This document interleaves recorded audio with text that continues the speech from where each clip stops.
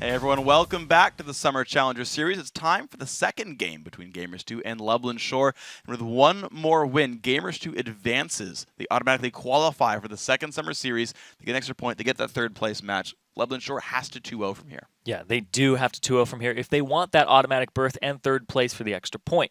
I think the biggest part is the automatic berth, though. You don't have to go back to ranked 5s, and the ladder freeze is actually next week. So you have a lot of grinding to do if you haven't been doing it already.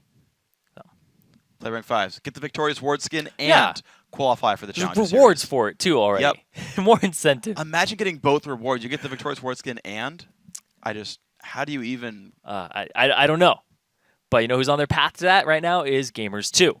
Now, Ocelot, he went 8-3-11 on Ziggs, and they flourish when they use poke comps and things that wave clear and siege and control objectives. That's really their biggest strength. Yes. Like, I think when I'm thinking back to the NIP game, Ocelot's in Italy, he was 2-2-3, right? Yeah. But that was because they kept poking people off of Dragon, poking NIP off of Baron, poking them off of turrets, and they didn't really get kills for it, but they just made them back up and give up objectives. Yeah, like, I wish there was, like, a way to track a score for, like, spears landed in front of a turret or dragon or whatever, because they need to be, like, 2, 2, 3, and 70. Yeah. Which is like, oh, yeah, by the way, you earned, like, 15 turrets and dragons this game. And it's like, oh, there's no score for that, but it's a really relevant stat in this case. So, yeah, basically, I guess the summary of it is, like, it feels like it's a damage champion.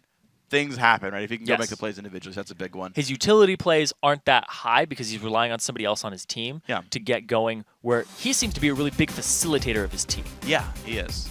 Speaking of people that are also facilitating for Gamers2, their bot lane went big. Yuki and Dude. Gotta keep saying it because it's true, man. Yeah. They crushed. Oh, yeah. They crushed that game. 7-3-14 for Yuki. Dude, 2-4-15. Utterly crushed the opposition there. And we can see first ban there, Ziggs, coming out.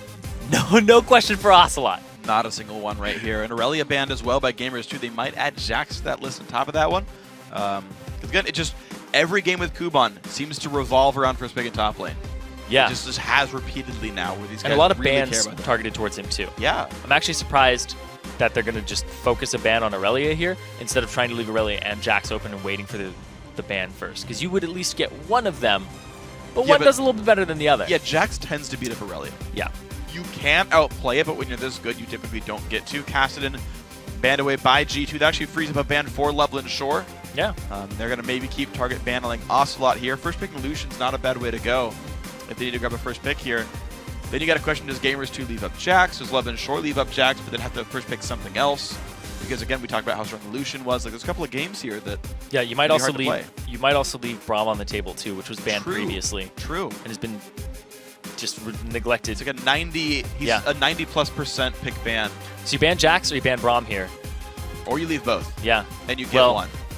That to me is the safe. If that's the clear tier list. There you go. Well, here's the question then, right? Is like Twitch. Oh. Okay. Really? They banned Lucian, pick Twitch. This makes no sense to me, actually. Okay. Oh, yeah, right. You're right. I forgot about the Lucian ban. You're right. That does make sense. I take it back. I think that's actually a pretty good play by LB. Mockler's actually played Twitch 5 times out of his 7 games. Yeah. He's played, actually, out of his 8 games at this point. Because he played Kog'Maw and Lucian twice. Okay. So. Yeah, so this makes sense. I'm surprised then to see the Jax banned just because G2 knew there was a pinch on the top 80 carries, and then they removed the pinch on the top laners. So I want to see what this pick rate is. Okay. Morna goes back to his favorite champion of Lee Sin. They do get the Braum here, so okay. You know what? I buy that. That's pretty all right. Yeah, that makes sense to me. They want to go ahead and take that away from Kikis, make sure it doesn't have Lee Sin. It's their most played across both of them. And since they aren't going to synergize at least with Morgana, just go ahead and pick Braum.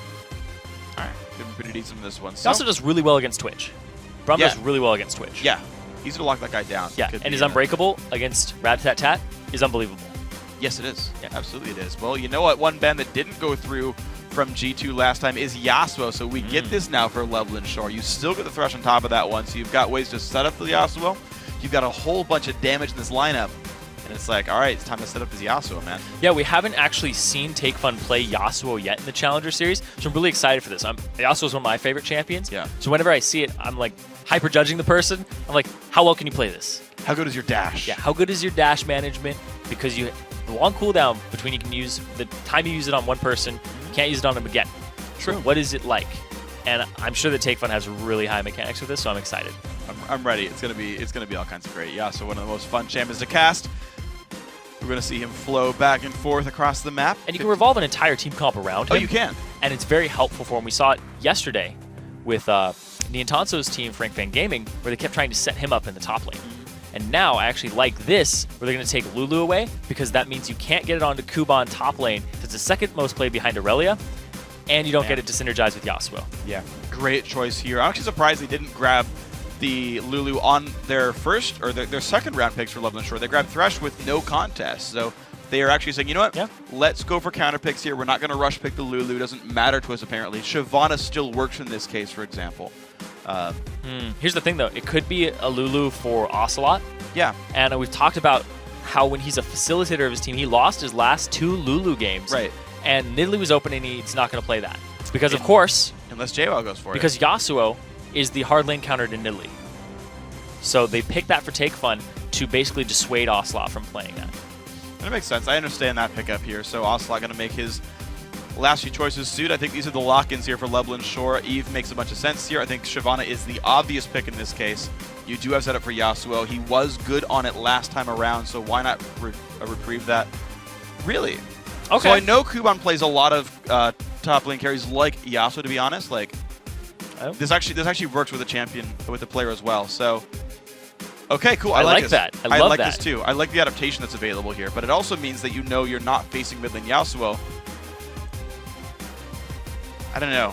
I feel like Nidalee here is really risky, just because there's enough ways in that you can break apart the siege. I feel like there's enough engaged for Loveland Shore that Nidalee's a really big risk. You have a lot of thinking to do here for gamers too, because when you're up against a Yasuo top, so Renekton would beat him up 1v1. Yes, Renekton would beat him up, but your scaling would be very poor. The Lulu against Yasuo does really well in the top lane. Lulu's going to be an early game bully, and they are going to go for it. So there's that does play to their strengths, though. I do like that, because that's more of a Gamers 2 winning strategy, is to have Ocelot not on Lulu, but on Nidalee or Ziggs or something along those lines. So I do like that in terms of their play style. In terms of the composition, though, it's a lot of poke. Yeah, and it's then just poke. That's a lot of more poke on top of that. It is poke pretty much what poke. it is. There is no wombo combo here, which Loveland Shore, I said that they win when they use wombo combo teams. Twitch, Orianna, Evelynn, Yasuo. There's a huge wombo combo in here for Loveland Shore. They're playing to their strength. Gamers 2 are playing to their strength right now. This is a really exciting match right now, because everybody got pretty much what they would want in terms of style.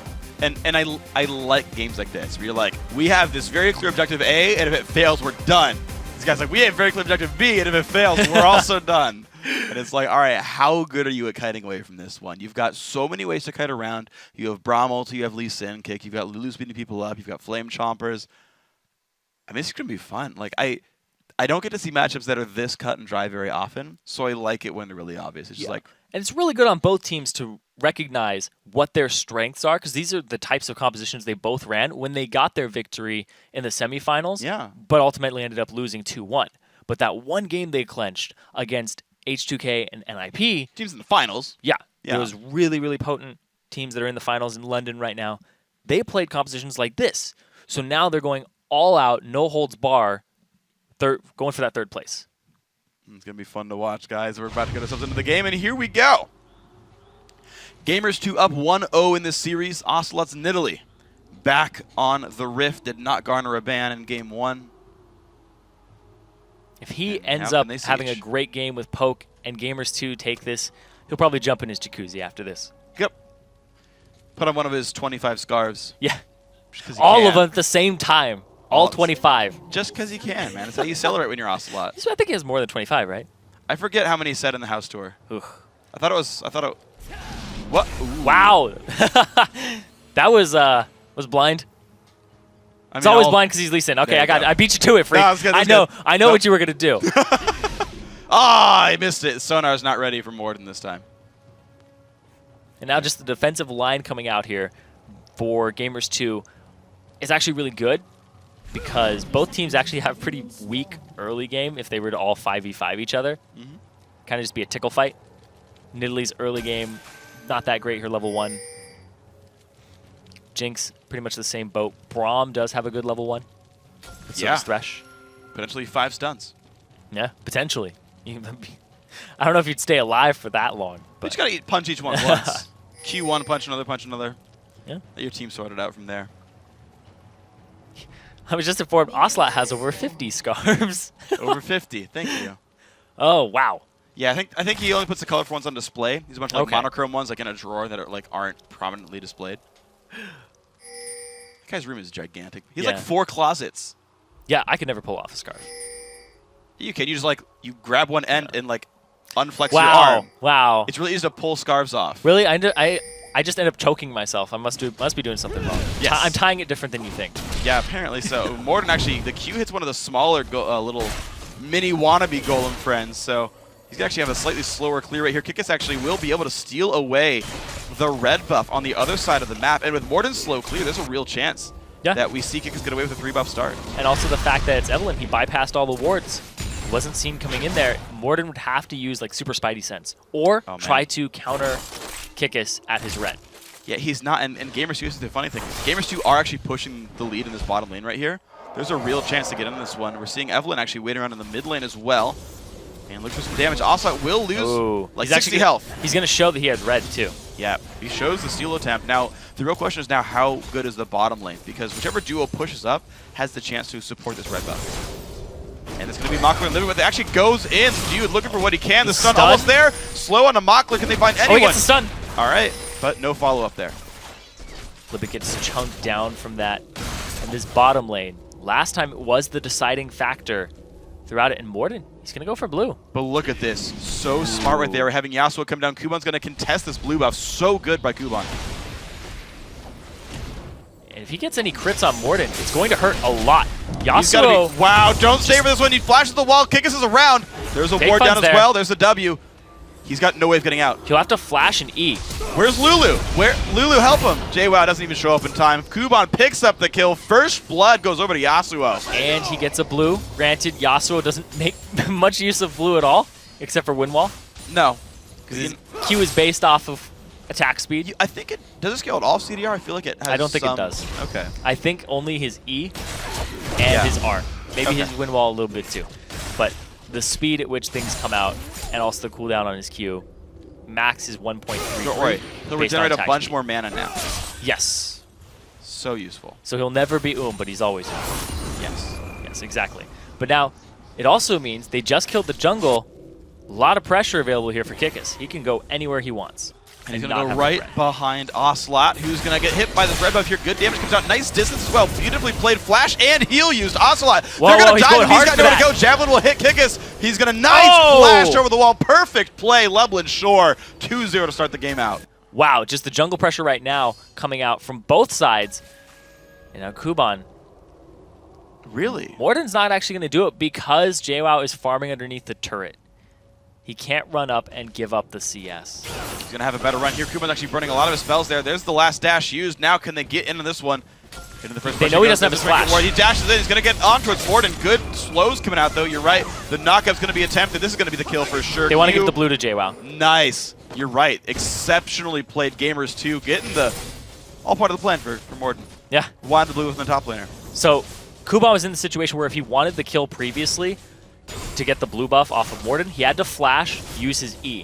When he did that, they timed his flash, Morden comes back top, is in the bush before the ward comes down, makes the gank, knows there's no flash available, and they make sure that the blue goes onto JWoww so that he has that constant regen, because it's much better on him than it is on Morden. Absolutely. So beautifully played here by G2 to get their way back in at least a little bit. 400 gold difference between these teams. JWoww bringing the bling. So many rings and boots. Three Doran's rings. 3 rings, man. He doesn't want to get burst out by Kuban right now. You know, most RPGs you can't use 3 rings. You're capped at 2. So JWoww breaking the rules a little bit there. Ooh. JWoww, rule breaker extraordinaire. He's going to use these rings to great effect if he can. Never understood that. You have 10 fingers. Usually because the magic is so potent, you can't have things close together. That's what I've read from like manuals. Doran apparently not that much of a magician. His rings are less potent. That's why they're on the 400 gold. Yeah, it makes sense. Yeah. Makes sense. So in many games, 400 gold's a lot of money. In League of Legends, it's like, start with that. Yeah, that's true. And gold, because you don't have a smaller currency than gold. No. We should have platinum for like every 1,000 gold. Infinity Edge is 3.8 plat. for no reason at all, just because. And then everything, when you get like 10K, it's diamonds. Yes. But gold is now diamonds. Anyway, this bottom lane though, no advantage really created here for either side. It's just Yuki being pushed under his turret and being jinxed in the early game. He has Braum to back him up, but right now the gold in favor of Nashor, but no dragons taken just yet. And here's the thing. You have a Wombo combo team that wants to fight at the dragon. You have a poke team that wants to get there late and then poke you off of it. And this is great because we've got the dual lanes in the bottom lane as well. You're going to see like microcosms of the general gameplay of like, hey, how well do low damage javelins work against like a level 5 Evelyn? And you're going to see them kind of go back and forth. Ocelot going to spot kick us here actually. They both run away. Not sneaky enough. Morden though, actually really good start. He's got to slow down. Kickus already burned his W, so he's going to take a bunch of pain here. They're going to go in. Shockwave goes out now. Kickus trying to run away with the shield. He will stay safe. Morden losing a lot of health too. Wow. So that actually puts Kickus all the way back, and doesn't look like they're going to get anything for it though. It just means that they get their blue uncontested. There's actually then a chance to steal away the opponent's blue buff. Now Kickus got a late start to it. Morden knows the rough timer in this one. So maybe they'll have enough levels and enough XP, and of course no Shockwave. That there's a chance they can contest buffs early on, rely on a mid lane lead. Not necessarily a bot lane lead for G2, but Yuki is hooked up. This is not good for him. In comes Braum, puts the shield down as well. Mockler gonna get stunned up soon, and yeah, he's gonna get forced away. Actually, big damage comes out. That Zap hit him. I can't believe that at all. And then they're forced away. Very close to the level 6s here for the AD carries. This is going to be very scary when they hit that. Well, he's got Flash, so if he plays it right, he's going to Flash and heal from Mockler. Yuki has nothing now after that great hook by Libic. Here's the 6. He's going to throw it. Oh! Nice. Fancy footwork.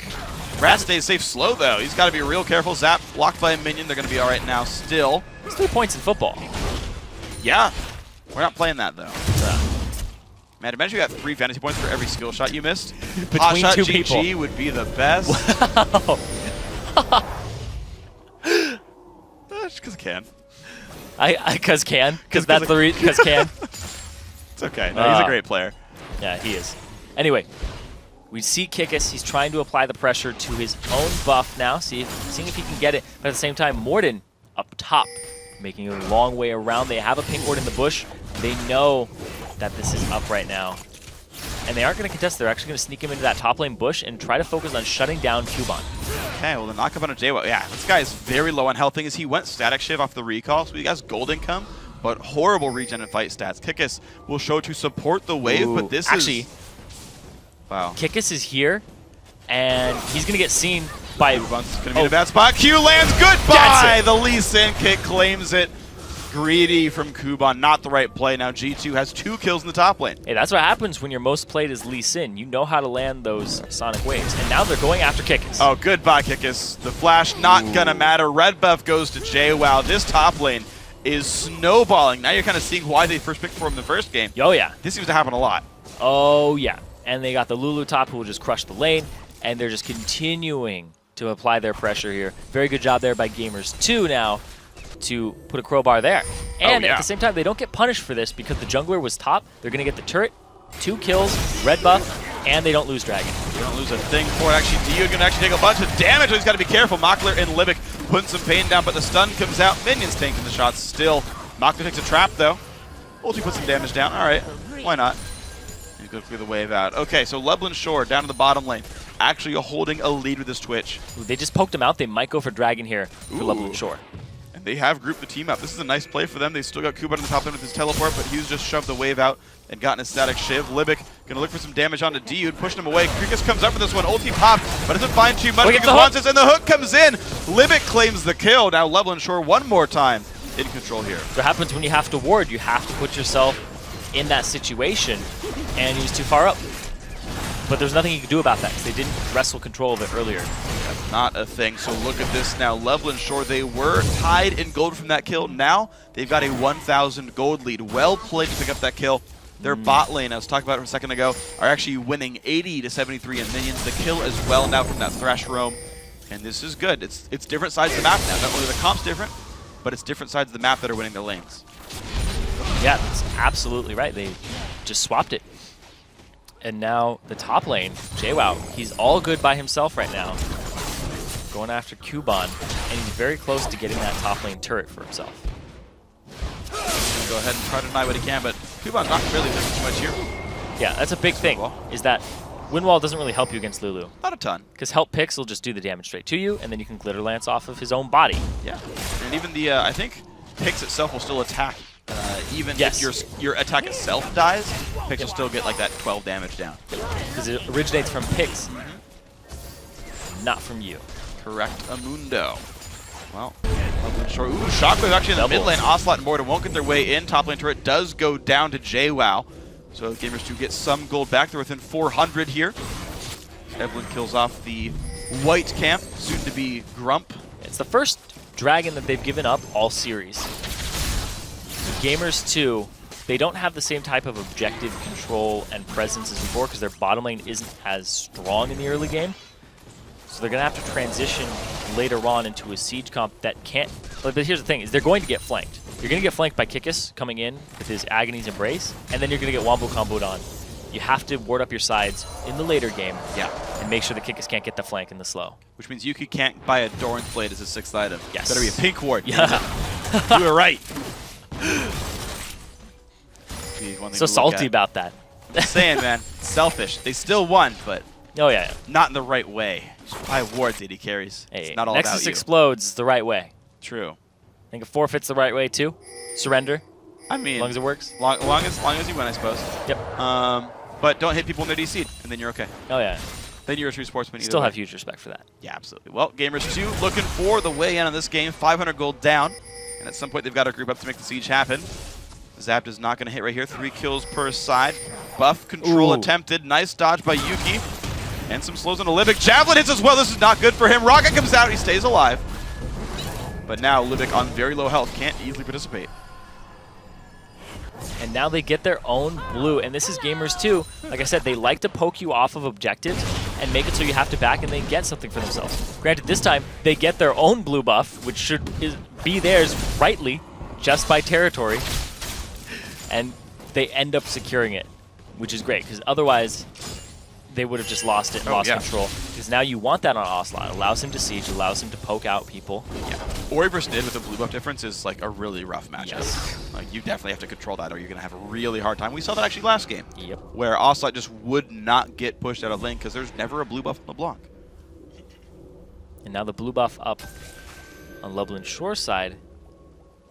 But no Orianna. Take Fun is not around just yet. The kick is going to have to clear. He's going to clear the mid lane. It's going to stop Ocelot from going back. And now they're going to set up for the contest.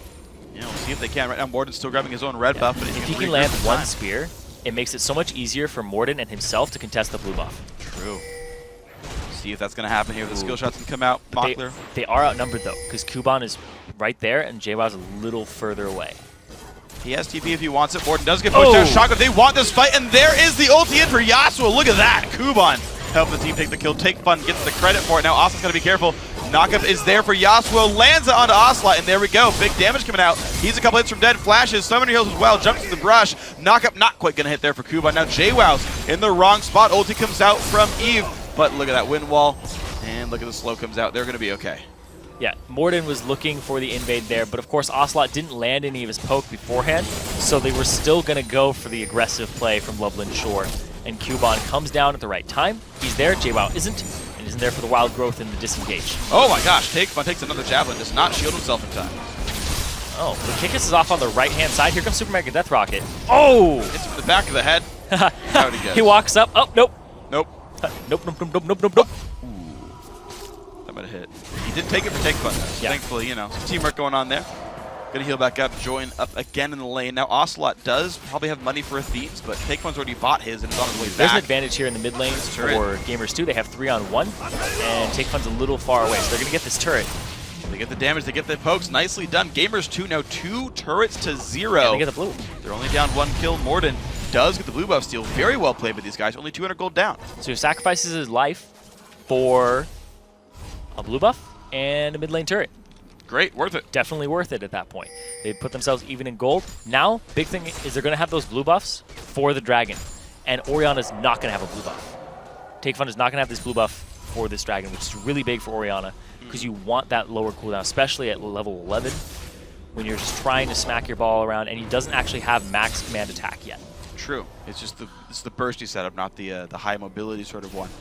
Kuban gets himself a Vamp Scepter on his way up to the lane. Zerk Greaves on there as well, so going for the standard Ruin King second build. Seems to be the normal situation for Yasuo's nowadays.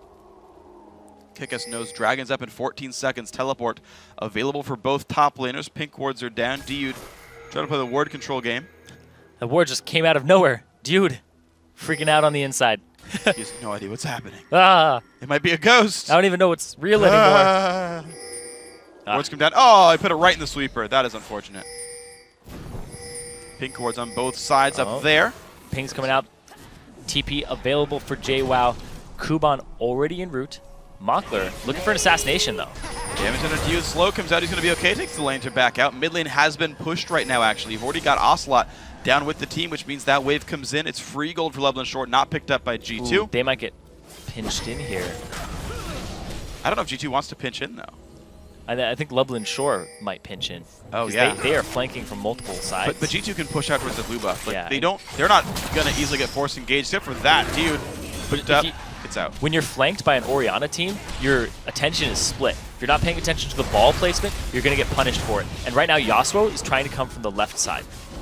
So he might force you onto the ball. Flash shockwave onto 2, and there they go! The damage comes across. Now can Level Shore win this. JWoww low, flashes out, he stays alive, rocket hits, but not enough damage to pick up any kills. Mockler forced to run away though. Javelin hits Takefun. G2 hold on to the fight. Both teams are playing their strongest type of team comp in their style. You can see it right there. Nobody dies. Flashing HP for both top laners. They both have TP though. If they can back, they can TP back into the fight and be healthy. They're both doing that. This is going to be a decisive dragon because it's not only going to be just going to be a dragon, somebody's going to die off of this, most likely. Gamers 2, unless they get poke, they're not going to win this. So this is the fun thing. This is what I like about these comps. So we had the 18-minute version of this fight. Mm-hmm. Flash shockwave. Of course, Level Short could get in, and they could try every dragon fight because Flash's cooldown is shorter. Ooh, but they didn't have the burst to pick people off. Lulu had enough AP to save people. I want to see what happens as items come in. What scales faster, the disengage or the blowing people up in 1 second? We'll have to see. Both top laners decide not to use their teleport. Mockler makes a great decision, and instead of staying around the dragon and trying to contest it, he pushes a wave out and pulls attention from Ocelot, who's now going to get a blue and have this up for the dragon fight. Nice. That's going to help G2 quite a bit. It's a whole bunch of poke. 66 gold for the blue buff pickup. Merlinomicon done for JWoww on top of everything else. So the story of this game is really the compositions here. Yeah. And who can play it better, the poke comp or the Wombo combo. Wombo combo converging right now. TP actually on the right side. They're staying for it though. Dragon picked up by G2. No, can they get out? That's the question. Shockwave onto 1. Also trying to run away, but there comes Morden, and it's a bunch of pain off in this one. A nice play as well. Mockler kicked into the battle, but Dude's gonna go down. He's helping to deal damage at this point. Kickass takes a javelin, doesn't care too much. Wards go down. A kill for a dragon. Gamers 2 still come out ahead. Yeah, just barely though. Morden, he actually wasn't really involved in that fight. He smited, and then he stayed in the dragon pit the entire time because he was just flanked out by the teleport of Kuban. His exit route was cut off. G2 does escape properly for that one, and they're actually healthy enough. They're going to keep sieging. Takefun gets some damage down on himself. Minions keep taking javelins. Kickass still wants a way in. No knockup quite lands for Kuban. He doesn't have an ulti for another 20 seconds or so. Can they find their way back in? More poke back and forth. G2 playing the siege constantly. Bottom turret goes down. Then Mockler getting some extra gold for himself. Doesn't want to keep splitting. He's having a much better game this time too. Yeah, he is. He's got the 20 CS advantage coming out of the laning phase now. And look at this siege coming out here. And Jinx takes turrets so quickly, which makes her so good with this poke composition. So once you poke somebody off, the couple of seconds they give you while they back, worth even more. Yeah, she has the, I think the I think Kog'Maw has more. I was going to say like almost the longest range of any level 9 champion. But again, I think Kog'Maw's W puts him a little bit farther than this one. Tristana has like a single digit higher. At 18, but I'm saying at level 9. At this stage when you're sieging, Jinx is arguably the safest champion in this case because it's not even, it's a toggle as opposed to a cooldown. So, and then hey, if you're safe, then screw it, minigun. Oh yeah. Most definitely. As long as you can stay safe, best champ for this comp for sure. And the fact that it's a permanent attack speed steroid that just, as long as you're attacking. Long as you're safe, it's definitely the best choice. Jinx looking for the poke. There we go, back in on the turret. Damage comes through, but you can see they have to back up. Kuban, the wind walls hold them mostly safe. JWoww on the wings. He's got to be a bit careful, though. He's flanking pretty far down. Flay's going to miss. Libic will not go for the hook here. Take Fun actually getting poked out. He's below half HP. He's going to lose his blue here, and Kickus. Spotted too. Another blue. Gamers 2 have had great blue control all series long. They just try to take Nashor all the time. And that's basically off of the synergy of Ocelot and Morden. So it's funny because the map, when you talk about these microcosms, they kind of affect each other in this way. Because it's like Ocelot gets a tiny advantage, or sometimes he doesn't, and then he just is like, I'm going to go help Morden take their blue, which gives me an advantage over the laner. I might be even in CS, but it's a Nidalee versus an Orianna even in CS. Yeah. Granted, Orianna has 100% kill participation. We're going to have to see what happens here. There's the big ulti in. Kickus takes a bunch of pain though, and down he goes. There's the ulti in as well from Braum, and Kuban's got almost nowhere to go either. Another kill picked up, double for JWoww. Nashor gets a turret, but now Makler's in a bad spot. Stun's going to come out. 3 kills. That doesn't even matter. Wow. 3 kills just picked up there because they were split. They didn't have Take Fun involved in that fight at all, and Libic couldn't lantern anybody out appropriately. They overextended past the turret. They had no right to be there. They have no wards. They were way too far up. Their ward coverage was very poor, and they just give up 3 kills for nothing and an advantage to Gamers 2. Wow, such excellent play now by these guys. They've gotten themselves right back into this game. 800 gold lead now for G2, up in kills as well. Yeah, they're going to get this bottom turret because Yuki's been pushing this entire time. But we're going to watch this again. They just got vision control of that, and they found Dude, but Kickus is way too far forward. Ocelot lands the appropriate poke, and right there, Kuban actually can't use his ultimate, and they get knocked up and just obliterated. Super Mega Death Rocket, just for fun. Yeah. Another 3 points. That ulti from Braum, actually, I think we really can't understate it. Yeah, preventing the ulti from Kuban, which would have prevented damage output, would have made him tankier as well, which would have allowed time for Makler to kill people. That fight easily could have been a different way if Dude didn't ult right then. So, very important time for everything involved. Of course, we saw bottom outer go down during the replay. Yuki got that one. So Gamers 2 now farther ahead, 1,000 gold up in turrets, up in kills. And it's pretty much a full damage build here for JWoww. Of course, he doesn't need the Athenes. He goes for the Morello. He's got the cooldown reduction. He's got all the rings. He's going to start selling them, getting some more goodies for him. But Kuban. Yasuo has very distinct power spikes based around crit items. And since you delay your Infinity Edge by going Blade of the Ruined King, standard build, you have to wait until about like the 25-minute mark or even further than that to actually get to that point where he has the 100% crit and he's at his full damage potential. So we have to wait for that. Or Gamers 2 can just poke it and end it before that. Yeah, you know, why not? I mean, they don't really need the crazy 80 carry DPS stuff, right? Just like G2 is all about forcing their will with what they've got right now. It's like Take Fun hasn't died, but Gamers 2 beat NIP without NIP's mid laner dying. Yeah. They beat Not Exile. a relevant stat. They don't need to kill champions. They don't need to kill champions. They need to kill turrets, and that's exactly what they've been doing. 4-2 in turrets. They're up in gold. Look at that. Oh, from the side. Going to force Nashor back. They can't realistically try to fight a 5v5. 30 seconds on Dragon. If they get 1 kill, ooh! All right, tanks it up. He's going to stay safe, but Nashor now losing even more health. They're really far back. It's going to be hard to get the Dragon in time. Man, this Gamers 2 team is just a lot of ooh, ah, ooh. Uh-oh, Libic. No, why are you there? Oh.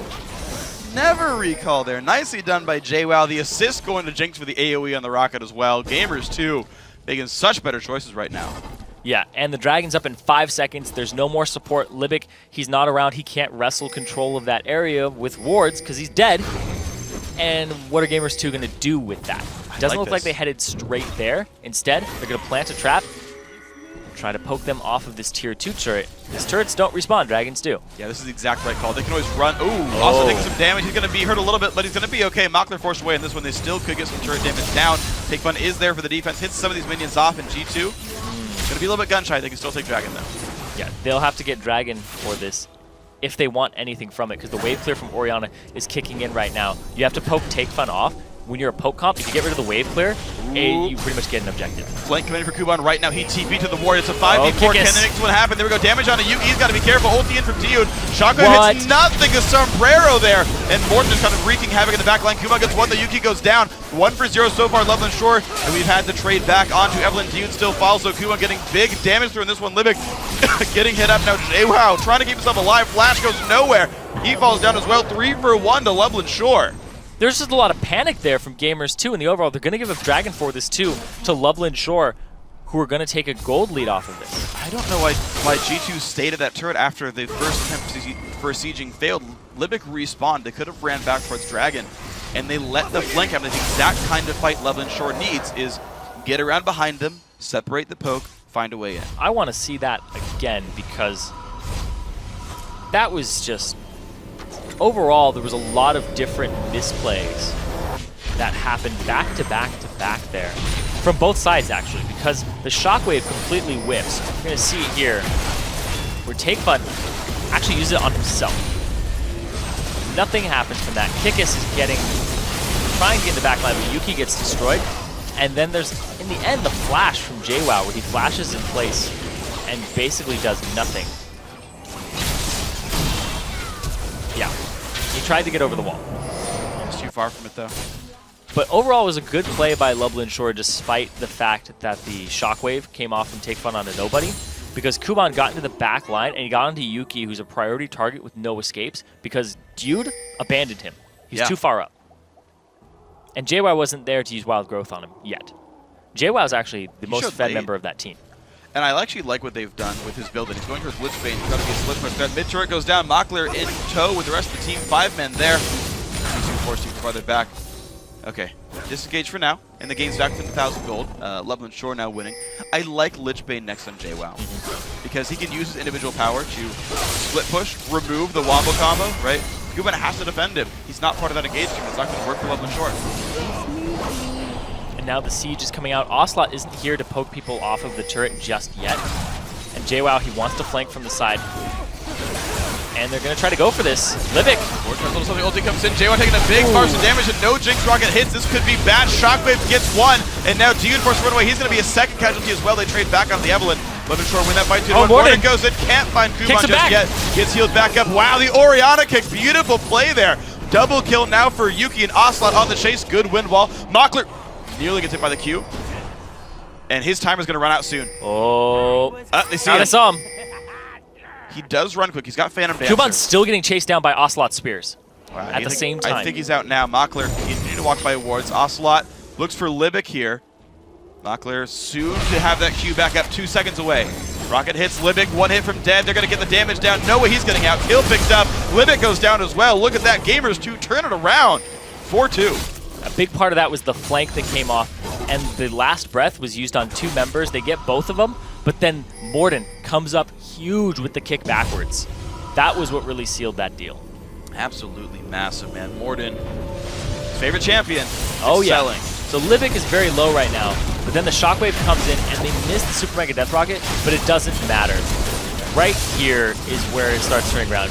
Kikis gets killed by Yuki over the wall, but then Morden takes that all the way back, says, oh, well, I guess I'll kick Takefun into my team. They pick him up, and then they just chase them down from here. Ocelot just landing spear after spear, and the wind wall used very early on. So we won't have that, because it's actually fairly long cooldown, and you max it last. Sure. But man, what a back and forth game this time around. Yeah. She's 2 kills off, and to be fair, these actual teams... Well, they're both playing it really, really well. Sure, yeah, but like both these teams have actually been close in kills both games. Yeah. Game 1 is really close in kills as well, but this is a lot of lead changes. Now only 200 gold difference. G2 just barely ahead in this one. 4 turret kills to 3. No Dragon up for a short time. But G2 trying to set up Baron Nashor now, and of course, again, they've got poke, they've got ways to land some damage from out of range before Loveland Shore can react. And I love that both teams understood their strength at Champion Select, and they're playing the comps that they love. So can Ocelot poke people off of objectives, can Takefun get the shockwaves he needs to set up Kuban, and then Mockler on top of that. Look at Kuban's build. He was rushed second out of Bansheesville. Yeah. He doesn't want to get interrupted. He's not that burst, but yeah, he really cares about not going down the javelin. Yeah.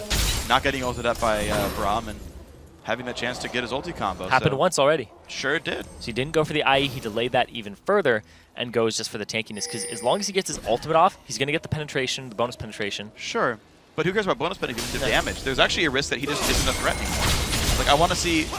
I mean, the cool thing is, like, Mockler's pretty big, actually, right? Like, yes. Mockler's close to Last Whisper. Mockler, 31 minutes is a little bit slow on Last Whisper, but it's okay. It's still acceptable because there's no real tanks on G2 anyway. Yeah, and I'm actually surprised that he's going for Last Whisper, considering if you look at what Yuki's doing, he's going straight IE. afterwards. He's not going for last whisper because there's no tanks. It's Absolutely. a very squishy game. I'm glad Yuki understands the power of not buying the whisper when you don't need it. I'm so happy for Yuki right now. Freak's got his fist in the air right now. There's power to the people, power to the AD Finally, carries. someone understands AD carry itemization. Somebody understands Freak, Yuki. Yuki is now my new favorite AD carry in the entire world. Just because he builds properly. Okay, okay. It's the only reason. I don't even know the guy. Yeah. Well, his lane partner's Dude, so I like that. At least I've met Dude. I like that name because it has a liquid U in it. Dude. He should be playing more Nami then. Okay, okay, okay. I'll give you that one. Give you that one. He does actually play no Nami, That's too bad. from what I've been seeing in his match history. Sounds like LMQ's jungler. No Nami. Okay. Okay. I had to think about it. I had to think about it. Thank you. Yeah, of course. Well, we are back into this game, of course. Dragon's up in 18 seconds. Loveland Shore going to get blue buff on Take Fun. Morden's going to find a way in on Limbic and Mockler. Oh, no. Twitch goes down. The Rat's been exterminated. Now Limbic in the wrong spot as well.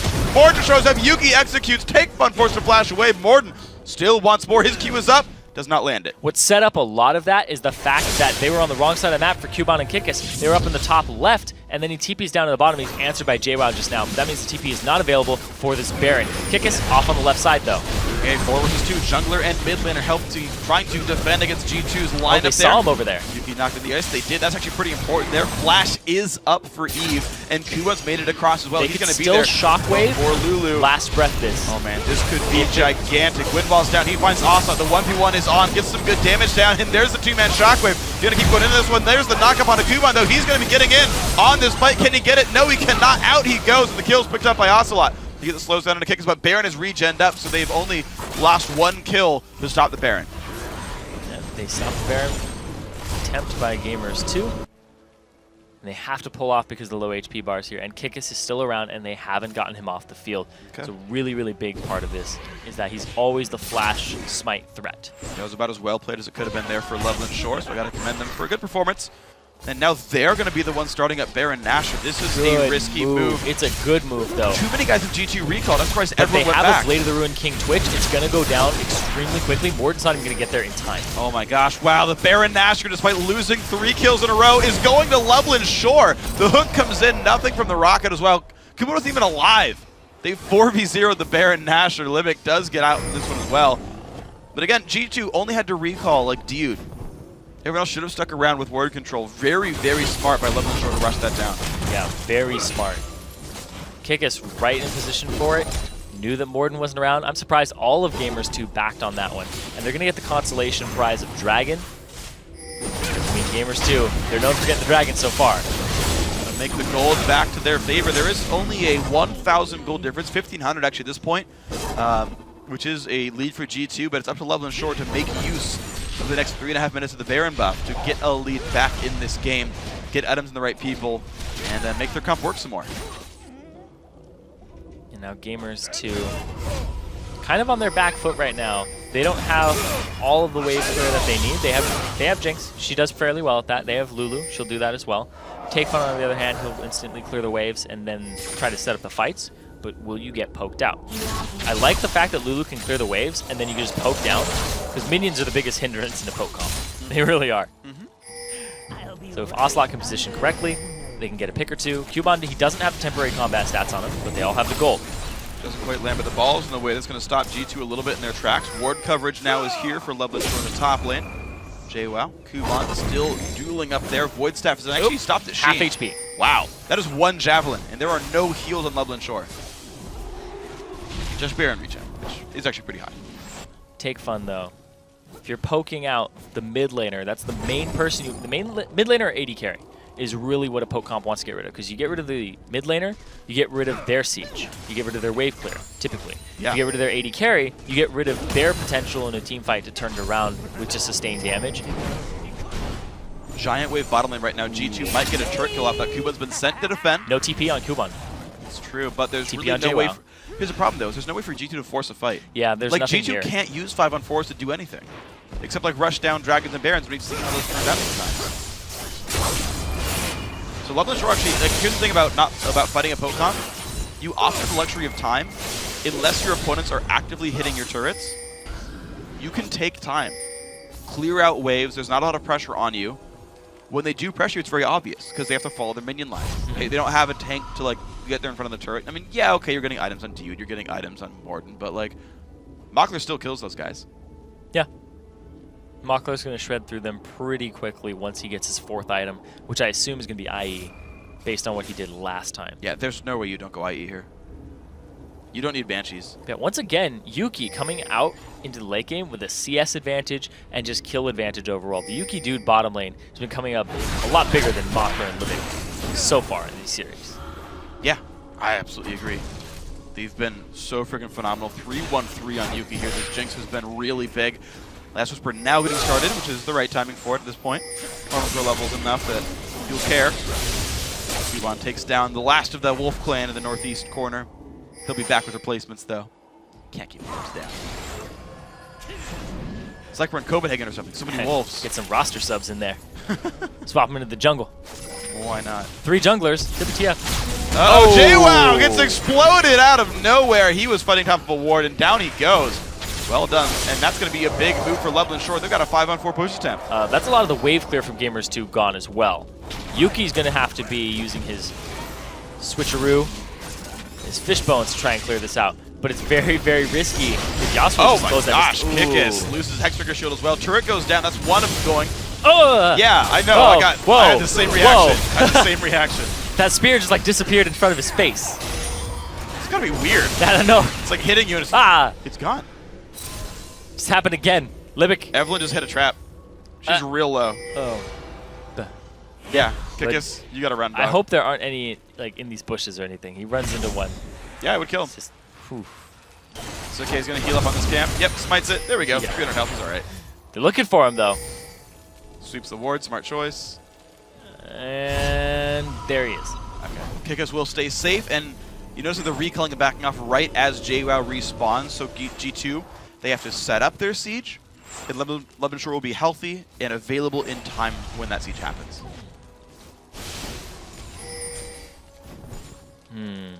So the Baron buff is no longer on any of the members of Loveland Shore. It's pretty much close to even in gold here. Just a 1% difference. And the Dragon and Baron are actually very close in timer. So most likely, a team will either do the Dragon while the other team gets Baron control, which is not a smart idea, or you just go to Baron and say, yeah, it's okay, you can do Dragon if you want. So you have to actually set up for this, like right now, at this minute. You have to set up the objective that you want early on. Or else you can't get it when the other team's already in the occupied territory. True. It's the big, big part of this. Yeah, throwing spears into the darkness is pretty hard to hit them. Ooh, Kickus is already sitting here on bottom. I like this move, actually.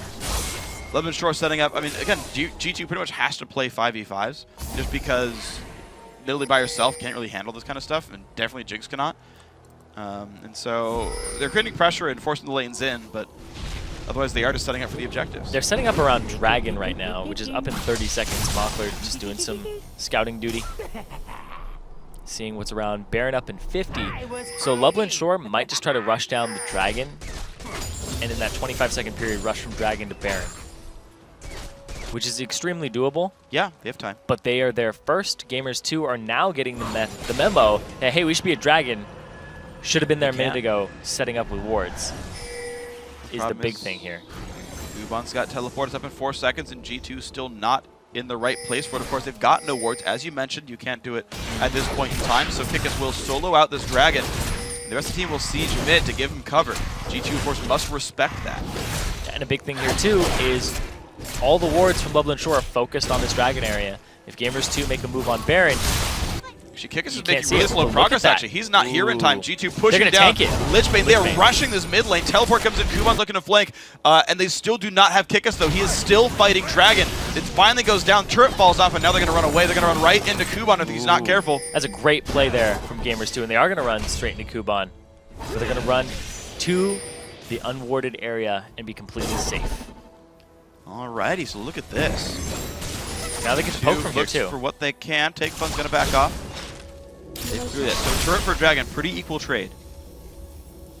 1,600 gold difference. Nashor holding a small lead. The open inhibitor, though, is really big for Gamers too.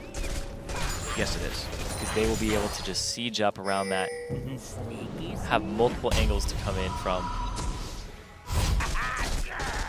And it really only takes one misstep and one spear to give Gamers 2 an objective here, considering everybody on Nashor is squishy, except for, I guess, Kickus a little bit. Everybody's pretty squishy, though. Absolutely the case, man. Banshee's Veil for Libic. He's got some MR. It's good he can take a couple of javelins now. Libic's, I think, the only Thresh I've seen who goes Frostfang. It's more gold than the other GP10s. It happens all the time. It happens multiple times, and he pretty much keeps it at the Frostfang. Yeah. Ooh. Get some minions. Kickus stays safe. He's been revealed, though. Ward coverage now, the very important game for these two teams. Traps for Nidalee helping as well. Mockler actually just backed, and so did JWoww. So Mockler completed his Infinity Edge, and it had a huge power spike just now. Yeah. Off of that item. Same time, Kuban, he has his Infinity Edge completed. That is big. They're ready to do some damage here for Nashor in these team fights. Oh, Ocelot's also hit a pretty big spike. But you have to start the team fight. Is the thing. Nashor has to get in. That's the big thing. Can you get in, and can you get to Ocelot? Because if you win a fight, or half win a fight, Ocelot will poke you down all the way back to your base. Yes, he will. He's got his power spike as well, right? Zonia's and Void Step there. Kickus. One hit from stun, but the big damage comes out on Yuki. Can they keep him alive? They're trying the best they can. It looks like they will do so, and Libic. Oh my gosh, look at that. He can't do anything, but Kickus will go down. The ulti and Mockler falls! He gets the speed up! Oh no, Morden gets the, doesn't quite land the E, the slow, but here comes the side. Shockwave is massive! They get two back, and Diyu has to flash to the wall. Look at the plays being made. Diyu trying to get away. Take Fun pops the Zonia's javelin hits, takes the Mikhail's outside of the shield. Kuban trying to get into this one. What a hectic fight, 2 for 2 so far. You got to play this very mechanically sound because you have no front line tank on either of these teams except for your junglers, and they're actually pretty squishy. Yeah, comparatively speaking, absolutely. These guys have so much gold. The damage dealers are massive here. You're seeing another big item come out. Looks like Zonia's soon for JWoww. He's going to need that next time around because he died so fast. Jeez. Yeah, just a bloody fight. Bloody fight just going off there. Big thing there was the fact that Yuki was just doing consistent damage. They ended up getting the stun onto Kickus when he flashed in. We're going to see it again right here. 1, 2, 3, and then he actually comes in, flashes the knockup, and gets stunned as he comes in, and then the kick back into the turret area gets Yuki right here, and then Mockler just takes so much damage from the Superman Death Rocket. All three grouped up, see an opportunity, Take Fun takes it, and Kuban follows up, and that's the wombo combo that they wanted from Champion Select. And they end up going 3 for 3 here. Take Fun almost dies, but of course, there's Libic to help him with the Mikhails. Man, if Kuban had flash right there, to jump the wall, that was like possibly game. He would have got on both those backliners that were stuck up there. But, oh! Rocket nearly hits Kickus. Actually going to hit Take Fun instead. It was a fair bit of health despite being full HP. And now, Gamers 2 setting up now Baron control. They've got enough damage down. They've forced Nashor back. Wards are gone. G2 throwing out the javelins, couple of wards, and traps down to spot things out. The way they're trying to set up traps, this is a very important part of this game. 45 minutes in, either team could take the game-winning team fight.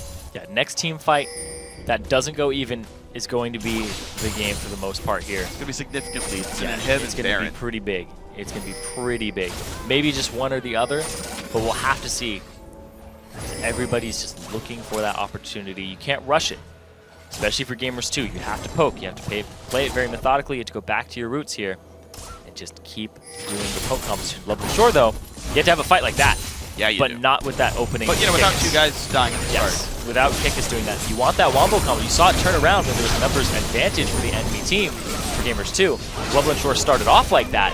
It's a great start to a fight that they can just clean up afterwards. Well, you see Kuban has the knockup available, and all of G2 must run away from him. Yeah, so they're looking for what I thought they'd look for from champions like Kickus coming in from the flank, and then using his Agnes Embrace to set up the Orianna Ball, or Mockler running in with the Orianna Ball. There's something on top of that to set up Kuban and Mockler for their AoE damage. But Libic, he's caught out in again! The wrong spot, Q, and he was in the wrong part of the jungle.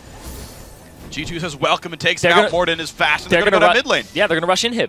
They're They're going to go straight for this inhibitor with that numbers advantage. Kikis, though, he is stalking Yuki right now. Okay, can he reach Ocelot Yuki? Do they even try the 4v5 or do they give up inhib and try again another time? G2 have cleared the wave. They are in on the inhibitors dying. They're all going to be pretty grouped, though. Incredibly fast. They're still waiting. Ball comes out. They're a little faster. They're going to see Kikis, though. They find Kikis. Ulti comes across. They're pushing him down. The knockup is there. Can they kill him? Shockwave on 2. Here comes the fight. Here comes Twitch to the side. The burst damage comes out. They find 1. Yuki goes down. They've found 2 so far. And look at the engage. Look at the knockup. Dyud goes down as well. They find the 3-man kill in the 4v5. Yeah, this team fight from Gamers 2 is very poor. You have to go ahead and siege. You have to use spears. They caught them out with Kikis, who sacrificed his life for that. Actually, no, he didn't. He got out. Libic wasn't even there. It was the 5-on-4. And now Kuban, he's going to go straight up this mid lane. He had that huge power spike off of the Infinity Edge, and now they're ready to just take more. Kuban loses some health, but he's going to have just enough. More can go. Nope, doesn't. Okay. There's still heals available. Uh-oh, Mockler, 1 hit from dead. Now the shield is on. Inhibitor goes down. Q lands. He could get it. He could get it. He could get it. The summoner heal and the flash. Well played, Mockler. Kika's got to be careful. Take but a half HP. Can they keep going? There's the lantern. Oh, they got to be real careful on this one. Shockwave comes out. Good damage comes across. Ignite is on. Ocelot's going to get away. Maybe. Even if Zonia's the Ignite, he's ticking down. He does stay alive. Just barely on this one. Morden doing okay. Ocelot, such low HP right there, and he ends up getting out. They trade inhibitors for inhibitor, and now the bottom lane has a gigantic wave pushing against it. Rocket, it sweeps by. All right, we're okay. All the way off the map. All right, well, Mockler is hiding. Not anymore, though. Gonna clear things out and kill off these minions. All right, we are happy once again. Were we ever unhappy? Oh no, this game is awesome. But in terms of him like killing minions, you know, we saw minions die. That's always cathartic for me. I like it quite a bit. Baron being started up here by Gamers 2. Last time they tried this, didn't go too well. Mockler, he's on his way. All the wombo combo available except for the Shockwave. Coming in the best he can. A lot of damage coming out. Baron naturally losing a bunch of HP. Kikis wants to go away. It's going to be spited away by Morden, though. And here comes the fight. Kikis the front line. Shockwave available now. Backwards. Can they find it? There's the hook in on Yuki. He does not want this. 3-man Shockwave. And a 3-man knockup for Yasuo as well. Yuki goes down. LBS just finding the fights despite Baron. 3 for nothing here. Knockup on a Dyud as well. This could be the game-winning push. Kuban in on Dyud. Another knockup. A triple kill for his Yasuo. And they've gone in towards the mid lane. Kuban playing to his strength as a carry top laner. Basically, before that fight started, the Baron went down. Takefun didn't even have his ultimate. Uses it there. Kuban follows up. Perfect fight. And now they're going to try to end the game. Well, 50 seconds to do what they can with this one. And here comes the damage happen. By the way, Windball does not stop turret shots, but who cares? It is a 4 versus 1. Morden alone to defend the Nexus. And Loveland Shore want to pull it back to a game 3. And they will do so. 49 minutes. The top lane Yasuo is huge. And they pull it back to a game 3. Having a game 3 for the 3rd, 4th place match here, and the auto berth into the round of 8, and not having to go back to the ranked 5's ladder. Freaking phenomenal play by these guys, man. And this is now the tense moment. It's really big one. Well, they both played their strength, and Loveland Shore came out on top, even though Gamers 2 had a substantial lead for a while, and it just got closer and closer. Then the team fights started happening. Yeah. And Loveland Shore, like just by looking at their team composition, and in the early game, we talked about how you have to pink ward the sides. You have to keep Kikis away from your back line, or it's going to slow him just enough so that Kuban can get there. Takefun can get there. Put yourself in the Baron pit. You're all just right clumped up there for Takefun. As soon as his Shockwave came up, the instant it came up, he was like, yep, throw my ball back there. Kuban, go. And triple kill immediately for him. Yep, and that was what I was looking for, actually, was like, how are the comps going to scale? The 18-minute Baron, or the 18-minute Dragon fight, Shockwave, 2-man Yasuo ulti, disengage. Okay. 45-minute one, Twitch 2 shots people. Yes. And you're like, oh man, Gamers 2. Like, it's so hard to respect the Shockwaves the whole time. You get in the Baron pit, life's difficult. You try to, siege up and you run out as a group, 2-man Shockwave, you lose 2 members immediately for that one. Loveland Shore played it patiently, and then they found the openings. The fact that they chose to fight the 4v5 in the mid lane after they lost the mid inhibitor. It's like they're just retreating. Like there's nothing else for Gamers 2 to get. And they're like, we're going to 4v5 this. That was actually one of my favorite games that I've seen in the Challenger Series, because each team played to their strength, and there wasn't really a whole, like this was a star player on either team, because everybody came together. Even the losing team Gamers 2 in that match had a really good showing all throughout. Like, there's really nobody you can be like, yeah, they could have probably stepped it up a whole bunch. No, everybody's playing really well at that game. I really think so, yeah. And the individual performances, I like the ones that turned around as well. Yes. JWoww started out massive. I think I would have liked to see G2 use him as a split pusher a bit more. Yeah. I think the fact that he was ahead, he could have beat up on Yasuo a bunch and pulled apart the team. Again, Nashor couldn't play their comp without Yasuo. There was like no way they would win a fight without Yasuo. And G2 didn't try to pull him away. Yeah, that's JWoww true. didn't. And the thing is, like, he went after Deathcap Sheen, and I was like, what a great choice. He's going to go Lich Bane. He's going to be a split pusher. He's going to have turret pressure. And it's going to completely screw over Nashor. Then he grouped up for 5v5s. And he got and shot. they kept losing 5v5s. Yeah, and I feel like that was the one adaptation I needed to see go differently. I actually think Poke with a split pusher. In this case, yes, because you're facing a hard 5v5, and the only anti-split push is a key part of the wombo. It's either Ori or it's Yasuo, and those are both required for the comp to work. And I think that would have been big. I actually think back to the spring split. Gamers 2 fought. I think it was. I want to say it was SK Prime. Okay. The old SK Yes, Prime. SK Prime. When they fought Trundle Yasuo, and they had no idea how to deal with it. They had no idea how to be. Oh God, they would just like get picked off out of nowhere every single time because they didn't know how to react mid game. They came with a plan. The plan was good. Yasuo's power spikes are enormous. Oh sure, but that's something the one weakness I see in G2. Whenever I see these games, I'm like, okay, so what is keeping them from first place? What is keeping them from LCS? It's like mid game adaptations is one I think needs a kick up. It's like how because you want to play your game. But you still do want to consider what they're running. How can you adjust to break apart what they're doing? And that was, I think, a necessary adaptation because Plan A wasn't working. Yeah, and also looking at Nashor's composition, just when you have a teamfight comp like that, even if you are 7k gold ahead on like Gamers 2, with a poke comp, you're going to lose the teamfight. Yes, if you're you are. 10k gold ahead, you're going to lose that teamfight Yes, if you they land it correctly. Yeah, and that happened. Yeah, oh yeah. That was very excellently played. So, grats, of course, to Nashor. The guy's going to take one more quick break, but when we return, it's time for that final game of the Challenger Series third place match, a series ender between Gamers 2 and Nashor. You guys don't want to miss it. Little something ulti comes in. JWoww taking a big burst of damage and no Jinx Rocket hits. This could be bad. Shockwave gets one, and now Dude forced to run away. He's going to be a second casualty as well. They trade back on the Evelynn. Nashor going to get blue buff on Take Fun. Borden's going to find a way in on Limbic and Bockler. Oh no, Twitch goes down. The Rat's been exterminated. Now Limbic in the wrong spot as well. Borden shows up. Yuki executes. Oh my gosh, look at that. He can't do anything, but Kickus will go down. The ulti and Bockler falls. He gets the speed up. Oh no, Morden gets the, doesn't quite land the E, the slow, but here comes the side. Shockwave is massive.